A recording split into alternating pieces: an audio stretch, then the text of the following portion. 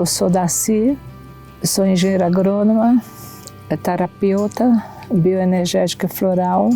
E, antes de tudo, eu sou um ser humano que vive conhecendo melhor as plantas depois de trabalhar 50 anos na agricultura e na terapia com elas.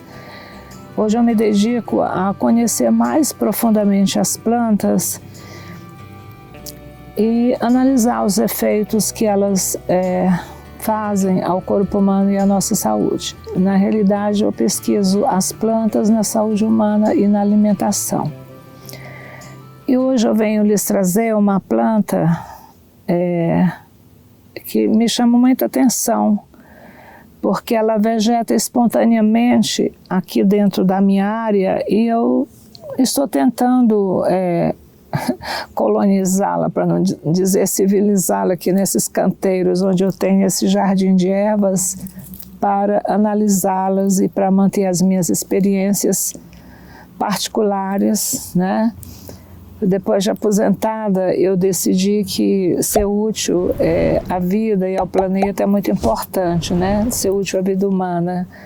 Então eu me dedico a esse trabalho de cultivá-las, zelá-las, pesquisar através da pesquisa científica, obter informações, mas as que eu adquiri durante o meu trabalho, para deixar algum legado para a humanidade em termos de experiências práticas e científicas que possam ser úteis à humanidade. Eu acredito na era do conhecimento que vai nos libertar. E é sobre isso que eu me propus a trazer esses vídeos para a população brasileira, para que todos nós possamos partilhar os nossos conhecimentos e as nossas experiências. Eu acho que a internet é um veículo maravilhoso. Eu quero agradecer a todos os grandes seres, os pequenos seres que criaram e que utilizam a internet, porque é através dela que a gente divulga o conhecimento benéfico a todos. Então eu quero lhes apresentar hoje, amigos, o Ósimo gratíssima. Quando ela começou a germinar espontaneamente aqui dentro da minha área mais sombreada, eu achei interessante. Depois, pessoas transitando aqui começaram a me mostrar efeitos diversos dela. Isso aqui é bom para bronquite, isso aqui é bom para tosse. Depois eu olho, fiz para a bronquite do meu neto, foi muito rápido o efeito. Depois você olha e vê outros efeitos, como antioxidante poderoso. As pesquisas que ela tem são muito vastas, né? E aí eu fui dar uma olhada, estudar melhor alguns livros que eu tenho e observar um pouco melhor da planta. E aí eu vou tentar resumir essas informações, porque eu observei que uma das plantas mais pesquisadas, né? E até eu questionei, puxa vida, as plantas brasileiras não são tão pesquisadas, e as plantas importadas, elas são muito pesquisadas. Mas tem razão, sim, é claro, porque é uma planta que era usada na África, no Oriente Médio, e uma planta, vou dizer, muito antiga, que foi trazida aqui para o Brasil pelos escravos negros e foi disseminada, e ela terminou se desenvolvendo espontaneamente em muitas áreas. Então ela realmente não pode ser desprezada, e toda essa cultura popular que o brasileiro tem da raça negra, que eu amo, adoro, é porque realmente nos trouxe uma sustentação para a nossa vida, para a prática cotidiana, doméstica da nossa vida aqui no nosso território brasileiro. Então essa planta assim, veio da África e aqui ela se instalou e hoje ela vegeta espontaneamente. O que eu posso mostrar claramente é que, assim, em locais muito quentes, ensolarados, ela fica assim, a folha fica menor, ela fica, parece que não está gostando. Quando ela nasce espontaneamente na sombra, nas bordas da sombra, onde tem luz, mas é sombreado, as folhas ficam imensas. Mas só que o teor de óleo aqui também é maior, né? A gente vê pelo cheiro, você passa a mão aqui, o cheiro sobe. É impressionante o aroma maravilhoso que essa planta nos traz, por causa do seu óleo essencial. Então é considerado uma planta aromática, todos os óssimos. E essa planta aqui, que era cultivada na Índia já no tempo das especiarias, onde a Europa buscava na Índia essas plantas aromáticas, e ela tem um óleo essencial que a gente chama de eugenol, que é um óleo que ele é antioxidante poderosíssimo, né? Então, muitos países do planeta o cultivam para obtenção desse óleo, porque onde tem indústria de gorduras e de alimentos, precisa desse óleo para conservar, para não deixar oxidar as gorduras. Então, esse é o ponto-chave dessa planta, antioxidante poderoso. E eu vou levar uma linha de raciocínio para nós analisarmos, porque eu achei muito interessante, porque depois assim dessa convivência com essa planta, de tratar a bronquite do meu neto e de utilizar também para meu próprio uso com um pouco de gases, eu percebi que as massas de trigo refinado, elas dão bastante gases e fermentam. Depois de ver também pacientes com esteatose hepática, gordura no fígado, eu falei assim, nossa, por que as gorduras, elas terminam sendo benéficas à nossa energia, elas protegem as nossas células, mas tem um momento que elas também são prejudiciais quando mal conduzidas pela bioquímica do nosso próprio corpo, da nossa própria mente, que conduz esses processos digestivos.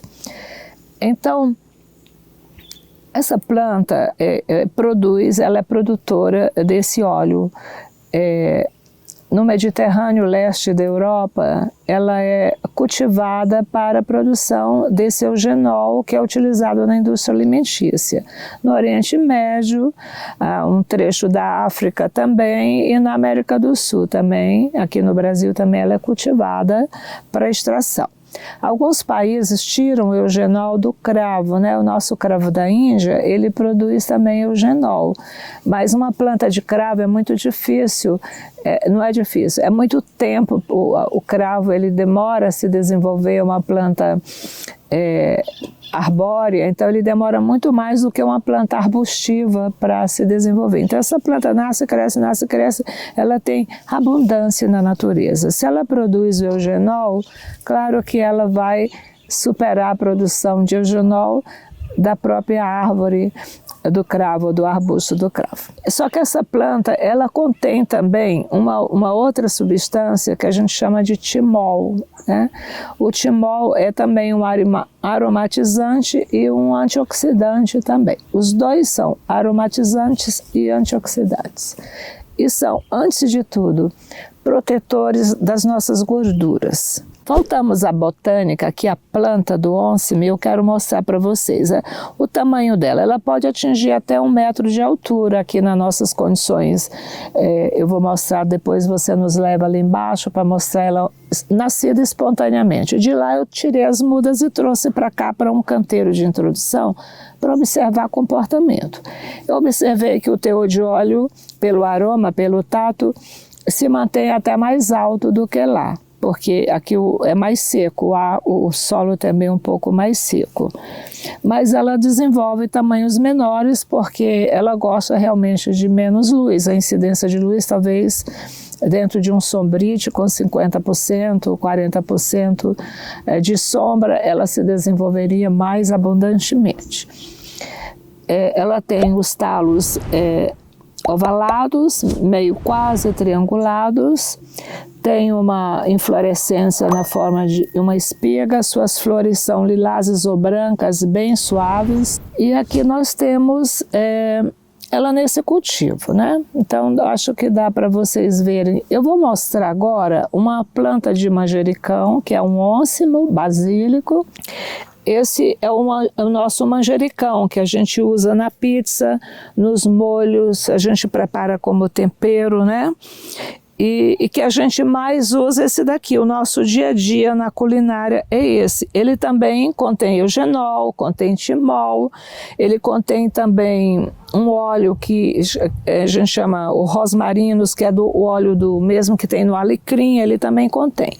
Eu queria dizer para os nossos ouvintes que a planta ela não executa só um tipo de óleo, ela produz um composto de óleos, né, que depois na destilação ele é fracionado e tirado aquilo que interessa quimicamente, ou para a indústria farmacêutica, ou para a alimentação.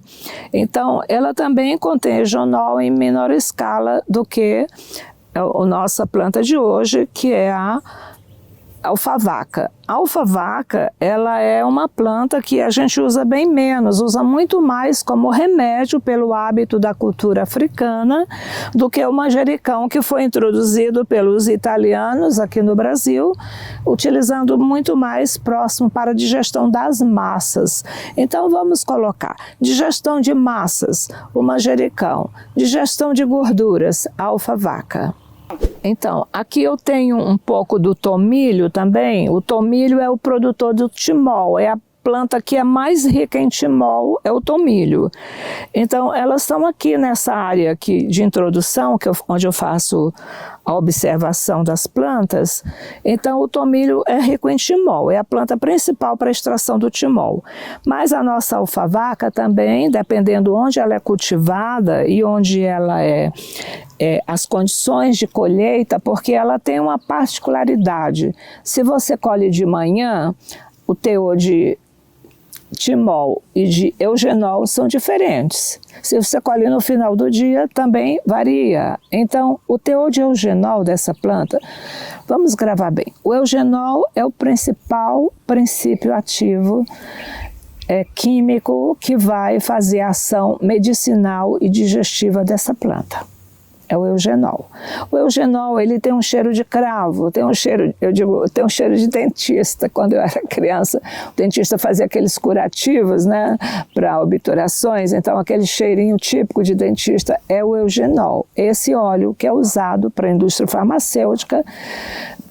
Qual o maior efeito do eugenol? Ele foi já descoberto há muito tempo na Europa e as pesquisas no Brasil são imensas e vastas, com todas comprobatórias, que o eugenol é um grande potente bactericida, principalmente para as bactérias do grupo Staphylococcus, que são as bactérias mais comuns que a gente tem desde a tenra infância até a velhice, que são bactérias que ficam na circulação, no sangue, provocando as oxidações, os envelhecimentos, as infecções, as febres, tudo que as dores, tudo que a gente pode obter, vamos dizer. Quando eu faço BDORT numa pessoa que não abre estafilococcus, eu faço 3, 4 vezes a repetição do exame do Oring Test para ver se eu realmente não deixei escapar. Porque é muito raro uma pessoa que não tem um estafilococcus em pequena quantidade ou causando infecções. A gente geralmente tem refugiado. O estafilococcus, eu vou aqui colocar informações inovadoras, mas o estafilococcus, do meu ponto de vista das minhas pesquisas, ele é resultado de raivas ou de emoções raivosas que a gente gera com as emoções impactantes, assim, num processo do nosso dia a dia. Eu fiquei com raiva porque meu cachorro catou subiu na mesa, brigou com o gato, né? Eu vou colocar coisas do meu dia a dia, né? O gato e o cachorro estão brigando. Me dá raiva. Por que eles estão brigando? Então, essas pequenas coisas geram no metabolismo do nosso cérebro, da hipófise, junto com o nosso fígado, uma emoção negativa. Na realidade, ela é simples, ela é pequena, mas ela impacta o sistema biológico e químico do nosso fígado. Isso vai criando o que a gente chama de estafilococcus, né? É a geração espontânea que tanta medicina pesquisava. Na realidade, o cérebro cria e o fígado executa. E aí a gente vai acumulando essas pequenas raivas, vai pondo nas memórias, mas o nosso biológico do dia a dia vai alimentando essa cadeia criativa dentro do nosso corpo. E assim, mas por que uma criança, um bebezinho tem infecção?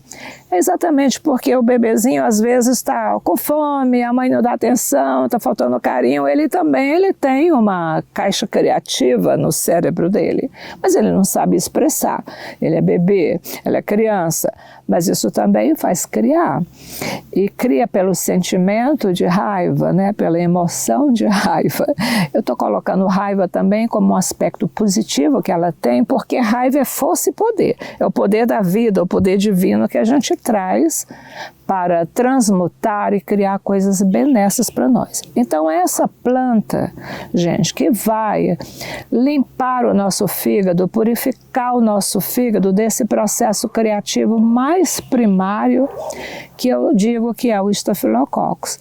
Pela minha experiência de 21 anos com a bioenergética, o BDORT, o Ring Test, hoje eu chamo biorressonância magnética, né? Biorressonância corporal, ela é realmente uma neutralizadora dessa formação bioquímica dentro do nosso fígado que vai para o nosso sangue e vai criar infecções localizadas em órgãos e em glândulas, né? Principalmente em órgãos do sistema digestivo ou do sistema respiratório. Nós acabamos de chegar do campo com as plantas e agora a gente não deve demorar muito tempo.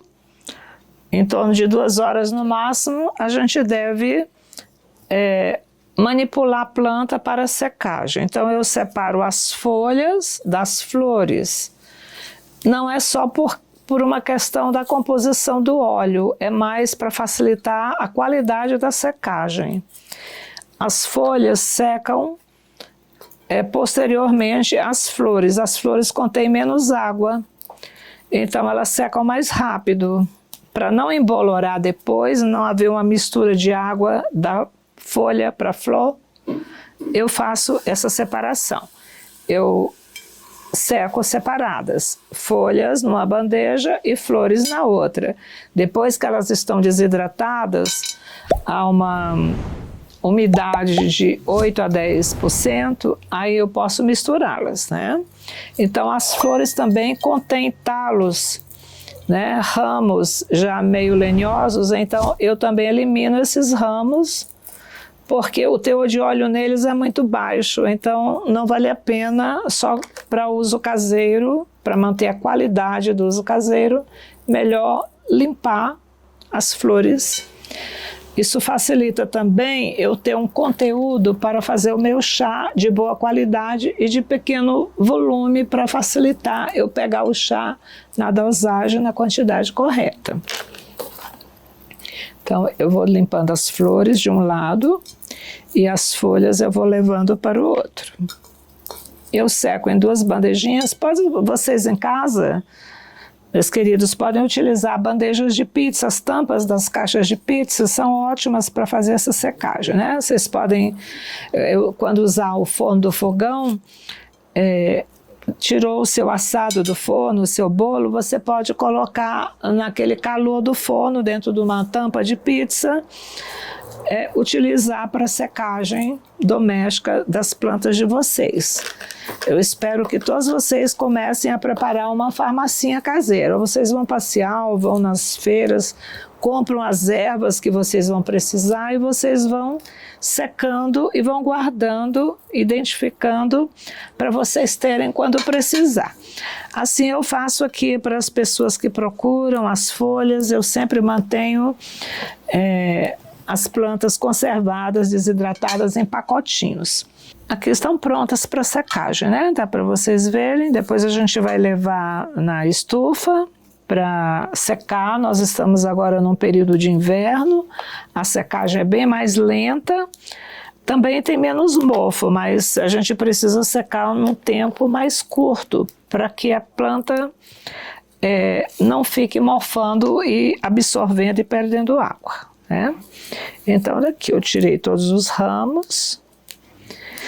Olha, como é importante, se você tem um netinho ou um filho, ou mesmo você tem asma ou bronquite, não pode deixar de ter essa planta em casa, porque ela é muito importante para você trabalhar nessa questão da tosse, do catarro e da falta de ar provocada pela obstrução dos brônquios ou mesmo até do pulmão, com secreções, né, geradas por bactérias, né? Então aqui estou mostrando como você vai fazer. Outra finalidade que você tem de ter essa planta em casa, outro objetivo, é porque ela também é muito boa para controlar as diarreias. Como ela é uma planta antisséptica, cicatrizante e ela também é bactericida, ora, ela vai atuar na produção de secreções, e as secreções intestinais, quando excessivas, geram também as diarreias, né? Então, é uma planta que você vai, sempre que tiver excesso de líquidos no corpo, que você precisa enxugar esses humores, essas linfas em excesso, é uma planta que vai ajudar bastante. Então, diarreia de crianças, diarreia de adultos, um chazinho após três vezes ao dia, ou até mesmo após as refeições, é um grande digestivo, tônico e digestivo para você utilizar. Um anti-inflamatório e um antisséptico vai o quê? Vai ajudar você a não ter febre, né? Então muitas gripes e muitas secreções de bronquite às vezes são acompanhadas na criança por a elevação da temperatura. Então o uso dessa planta também vai evitar você entrar em estado febril e complicar a sua infecção. Então, é um grande preventivo antes de você correr a assistência médica. Obviamente você, uma hora, dependendo do caso da gravidade, você vai ter que buscar uma assistência médica, mas ela é o pronto-socorro para prevenir ou para o início de uma infecção, ou mesmo quando você já vai buscar o socorro médico, você usa complementarmente para tirar sua tosse de uma forma maravilhosa e a sua diarreia, quando é o caso, né? Uma outra forma que a gente tem para usá-la é como ela trabalha em toda a questão de secreções. O que acontece? Muitas vezes a pessoa tem um mau hálito, tem gengivite, tem inflamações na boca, na garganta. Então você pode fazer um chá muito forte dela, aí a gente vai usar um punhado, a mão inteira, para uma xícara de chá e vai fazer um colutório. É um chá fresquinho e você vai bochechar e gargarejar com esse chá 3, 4 vezes ao dia. Ela é muito boa para tirar o mau hálito também. E ela tem um cheiro muito agradável, né? É pena que a filmagem não dá para a gente sentir o cheiro de anis, um cheiro muito especial que ela tem, bastante agradável.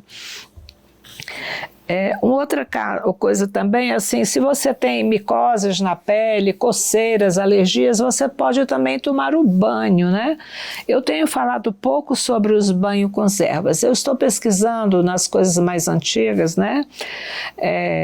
Nos hábitos culturais dos índios, dos negros e da civilização mais antiga mesmo da Europa, que hábitos de banho foram abandonados, porque a gente sabe na história da medicina que na Grécia, quando uma pessoa ficava doente, ela ia para um spa. O spa era uma chácara, era um sítio onde a pessoa recebia banhos, né? E recebia também uma medicação e saía daquele foco, daquilo que criava doença. Mudava de ambiente. Então, a gente, lembrando, porque os banhos, a gente perdeu esse hábito dos banhos, né? E o banho, eu acho que assim, ele tem a capacidade energética. Eu andei experimentando em mim, nos meus netos, nos meus filhos, e eu percebi que a gente precisa recuperar. Aliás, tem religiões como o candomblé e a umbanda, usam muitos banhos, né, de plantas e de ervas. Então, é uma coisa que a cultura popular foi deixando de lado, e eu estou tentando trazer também, recuperar essa simplicidade da natureza para nos abastecer energia. Afinal das contas, o nosso corpo tem uma aura energética que vem de dentro para fora do bombeamento do nosso coração. Essa energia, ela é evacuada para um tamanho, de cada um tem o seu tamanho de aura, de energia. E as plantas, elas vão trazer no banho essa limpeza dessa energia e até recuperação de energias que são filtradas pelas coisas externas do mundo, né? As agressões do mundo, seja do mundo audível ou visual, né? Ou mesmo do tato. A gente recebe bastante agressões pelos nossos 5 sentidos, mas a gente pode também limpar essas mensagens, essas memórias do nosso veículo através do banho. Então, eu vejo isso como uma recuperação para a nova Terra muito boa da nossa saúde através dos banhos. Então, essa planta aqui, ela não só nos dá energia, como ela vai fazer essa proteção à nossa energia. Bom, então, assim, há também quem coloque folhas dela em xaropes. Você vai fazer um xarope com guaco, né, com hortelã, você pode também colocar umas folhinhas de alfavaca. A alfavaca, num xarope para bronquite, é excelente. Ela corta a tosse, seca as secreções, melhora a respiração, melhora a oxigenação, é antisséptico e anti-inflamatório das vias aéreas, do estômago e do intestino, ou seja, das mucosas. Boca, garganta, intestino. Então, todas as mucosas são favorecidas com o chá, toda a pele é favorecida com o banho, toda a nossa energia. E também a nossa digestão, nosso efeito no fígado, quando a gente ingere o chá, ou mesmo quando a gente tempera o alimento, nós estamos protegendo o fígado contra essas agressões que são somatizadas biologicamente no nosso fígado, que vão para o intestino formando larvas, vermes, né? Então é uma limpeza, uma higiene também do nosso sangue através do nosso processo digestivo. Agora nós temos também o uso alimentar, onde a gente pode fazer, seja o teu alimento, o teu remédio. Então vamos olhar bem para a alfavaca e imaginar que ao secá-la, a gente pode transformá-la em pó e a gente pode temperar o nosso peixe, a nossa carne, os nossos alimentos. Além do aroma que a gente vai dar, a gente vai melhorar a digestão das proteínas, vai disponibilizar os peptídeos ao nosso corpo, os aminoácidos que vão reconstruir os nossos tecidos internos, melhorando o nosso processo digestivo. Então, eu recomendo que quem tiver a maior quantidade possa também fazer o seu pozinho e misturar junto com a sua salsa, com a pasta de alho com sal. Então, todo dia, pequenas doses na alimentação vai construindo, reconstruindo toda a sua saúde, todo o seu bem-estar, né? Ela também ajuda, é interessante, ela ajuda também no trato urinário, né? Então, a gente tem situações que a gente fica com a urina presa ou com infecções. Há também determinadas pesquisas feitas aqui no Brasil que ela ajuda a você eliminar. Com certeza, eu gosto muito da metafísica. A metafísica nos fala que quanto mais você urina, mais você limpa do seu corpo as emoções negativas. Ora, se ela ajuda na digestão, ela também vai ajudar a eliminar aquilo que não serve para digestão. O que é bom fica, o que é ruim sai, né? Então a gente está fazendo analogias, é uma filosofia real, né? Na realidade, quando você digere bem, você elimina bem. Quando você digere mal, você elimina mal. Então nós temos aqui o nosso chazinho, né? Que pode ser usado por adultos e crianças. E a gente utiliza 3 xícaras ao dia. Para a criança, meia xícara 3 vezes ao dia. Para o adulto, 1 xícara 3 vezes ao dia. Gripes, catarros, bronquites, diarreias, né? E também, após a sua refeição, se você comer uma comida mais forte, mais temperada, mais gordurosa, ele vai ajudar na sua digestão. Então, em vez de você tomar o cafezinho após o almoço, você toma o seu chá para melhorar o seu processo digestivo. O bom hábito desse chá, após a refeição, vai levar você a ter um equilíbrio muito bom no seu fígado, no seu intestino e no seu estômago, porque vai melhorar todo o processo digestivo. Uma vez que melhora o seu processo digestivo como um grande antioxidante de gorduras que ele é, e antioxidante de proteínas também, você vai ter também uma melhor condição no sangue e do seu processo cardiovascular também vai ser bem melhor. Então, a imunidade também vai aumentar, porque todo o seu processo de organização digestiva vai estar em dia. E também o seu rim, o seu fígado, melhorou as condições do fígado, melhora o processo digestivo, melhora também o processo eliminatório dos líquidos, né? O antisséptico do rim, você vai urinar mais, vai evitar ficar obeso com inchaços. Então, gente, é aquele chá, é aquela planta alfavaca, que eu chamo antioxidante natural por excelência, que você vai usar sempre, que você vai precisar sempre.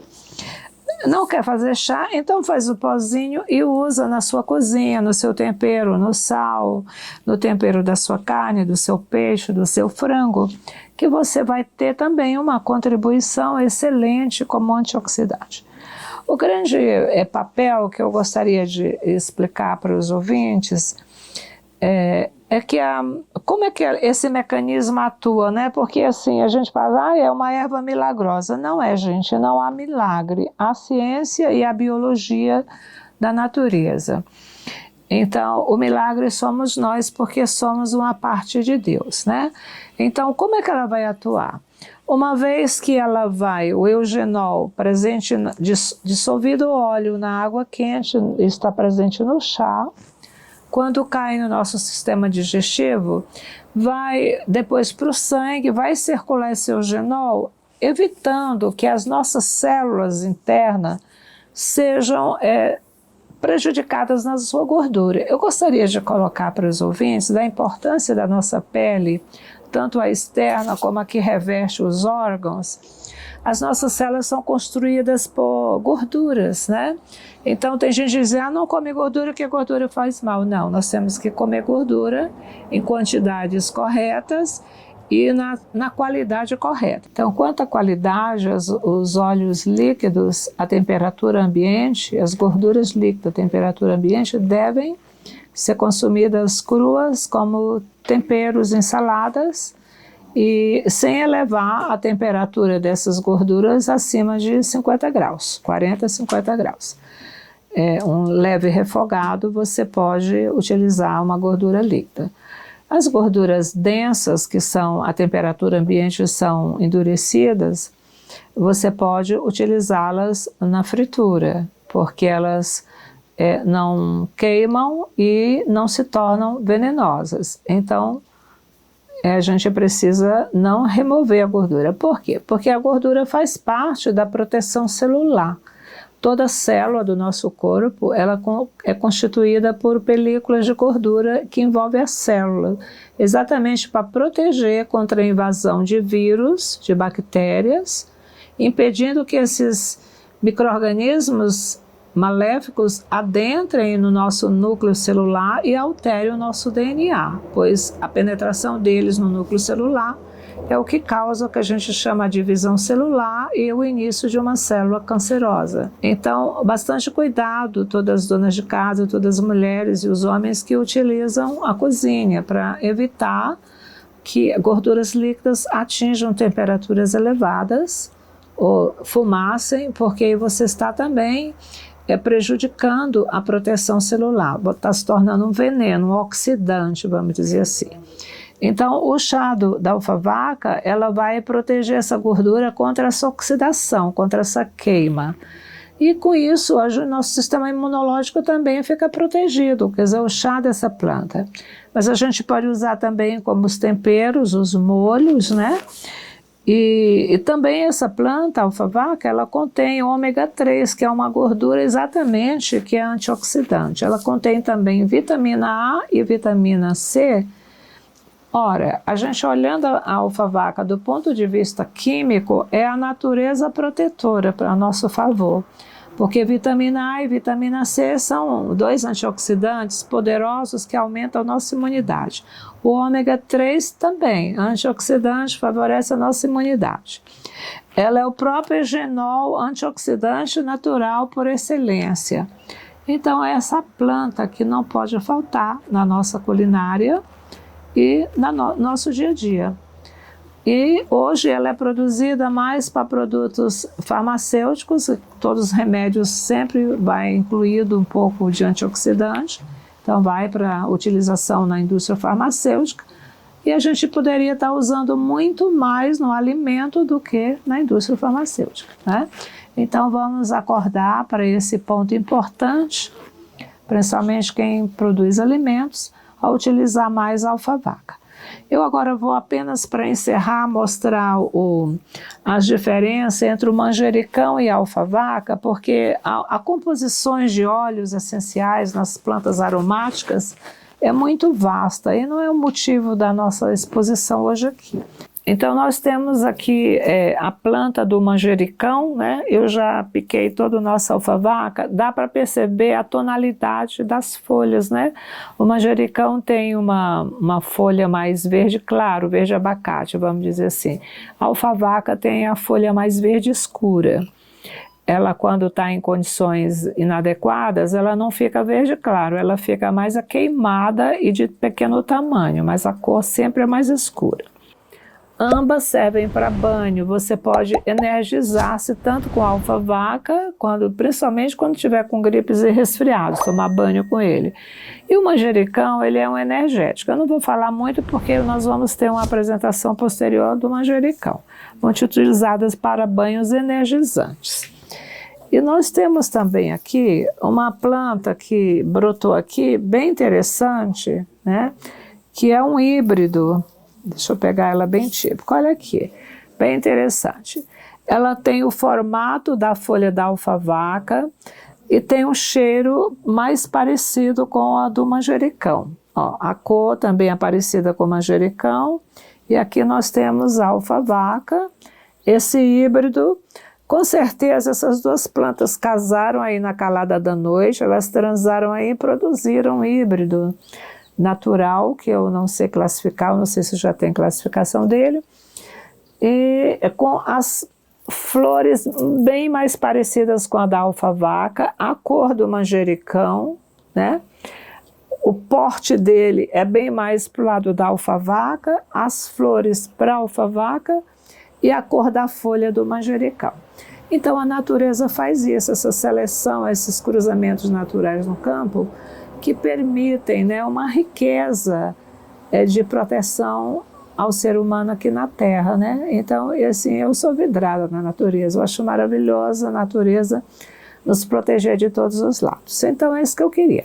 Então, gente, resumindo, vamos esquecer o manjericão, o alfavaca é a folha mais verde escura, é o poderoso antioxidante que a gente precisa para a nossa saúde. Melhora a imunidade, melhora a condição cardiovascular, rico em vitamina A e vitamina C, rico em ômega 3, serve para os nossos banhos, protege as células contra o envelhecimento, contra a oxidação. E por falar em envelhecimento, todo mundo gosta de ser jovem, né? Até eu, estou brincando. Quando você tem antioxidantes constantes na sua alimentação, no seu dia a dia, você oxigena melhor as suas células, você cria mais colágeno, você cria uma atividade de oxigênio melhor dentro da sua célula, você envelhece menos. Então tem duas formas de você não envelhecer, né? Quer dizer, tem dois caminhos que devem ser conjugados. O exercício físico, onde você respira muito bem o oxigênio puro, onde você vai renovar, ativar a oxigenação, a sua vitalidade, a sua energia. Então, praticar exercício, gente, é fundamental para a saúde.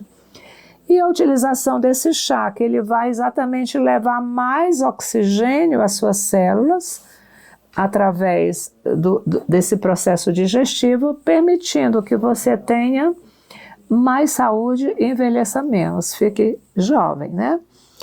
Então é isso que eu queria deixar hoje para vocês. Espero que vocês passem a procurar de uma forma com olhar mais diretivo a obter para vocês nos mercados, nas feiras, ou no seu quintal, no seu vasinho, alfavaca, que é a planta antioxidante por natureza. A fonte antioxidante natural que a natureza nos oferece e de uma forma muito benéfica. Meus queridos ouvintes, eu estou fazendo esses vídeos com muito amor pela humanidade, por mim também. Mas eu gostaria que vocês colocassem respostas da utilização das plantas para que me motive mais ainda a trazer informações novas, porque é muito pouco tempo para a gente trazer informações. Por exemplo, uma planta como a alfavaca, eu precisaria de um dia ou dois para falar sobre ela e dos benefícios que ela traz. E das formas de uso, na alimentação, na farmácia, ou na farmácia caseira, ou nos temperos e molhos. E a gente tem um vídeo muito pequeno. Então eu gostaria que vocês trouxessem questões que eu poderia, assim, até mesmo nesses vídeos e em outros, trazer pontos do uso de vocês. Olha, eu usei, foi bom para isso, eu não usei, por que não foi bom para isso que eu usei? Porque eu trarei respostas para vocês, faz parte da minha pesquisa humana, isso me move a viver com muita alegria e amor nessa terra de transição. Muito obrigada.